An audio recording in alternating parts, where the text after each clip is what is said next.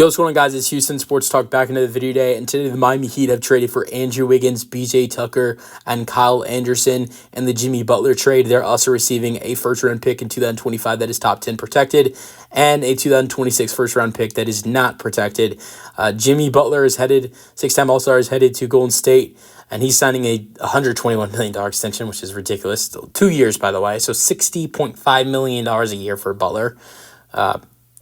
Which the contract starts when he turns 37 and ends when he's almost 39. So that sounds like it's going to work out.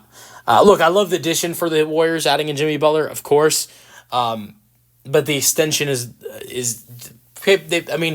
I don't think it was a bad idea to give him an extension, but the amount they gave him was where they screwed up. And I don't think they really had a choice, because I don't think Jimmy Butler was going to take any less. And I think that was really the only way this trade was going to happen.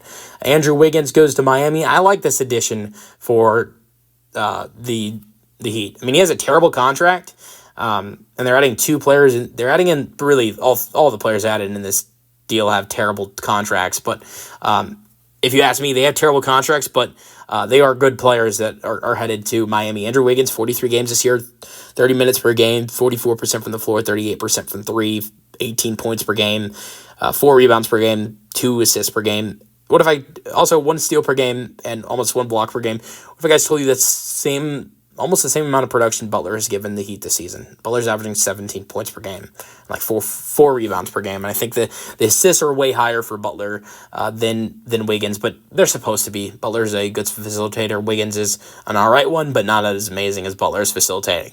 Butler isn't amazing at facilitating, but he is compared to Wiggins. You could compare in some categories. Butler's been better this year than Wiggins has. And I'm not calling Wiggins the better player, because he's not. But I think you compare. I think Jimmy's going to start playing better basketball now that he goes to Golden State. But if you compare how Butler's played basketball this season for the Heat compared to how Wiggins has played for the Warriors, I think it's better.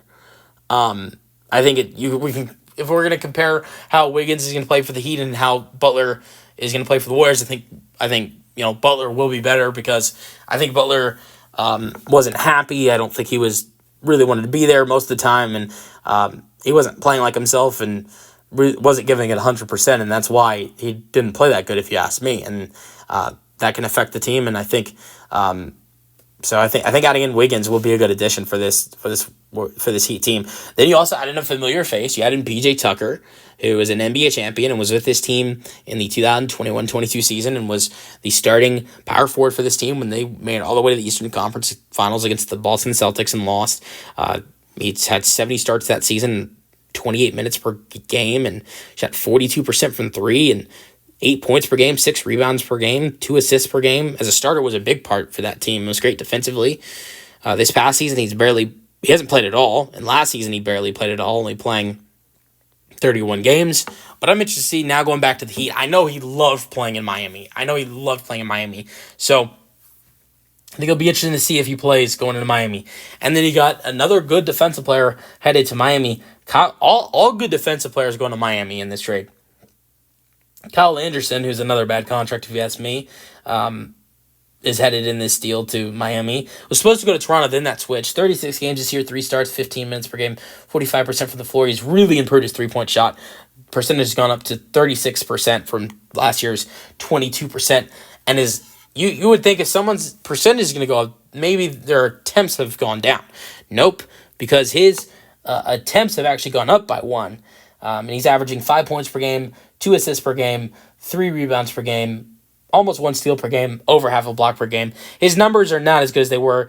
Look, the 3-point percentage number went up this season for him compared to what he's done with Golden State to how he was in Minnesota last year. But all of his other numbers went down compared to last year. Last year, averaged 4 rebounds per game, 4 assists per game, 1 steal per game, almost 1 block per game, and 6.5 points per game. All those numbers have dropped down this season. Now, his 3-point shooting was terrible, and that's improved. But to be fair, his minutes have taken a huge hit. Last year, averaged 23 minutes per game with Minnesota. This year, he's averaging 15. We'll see if it changes for him going to Miami. I don't know. We'll see. But yeah, those are the players the Miami Heat are getting for 6-time All-Star Jimmy Butler and also 2 draft picks. That's the video. Hope you guys enjoyed, and peace out.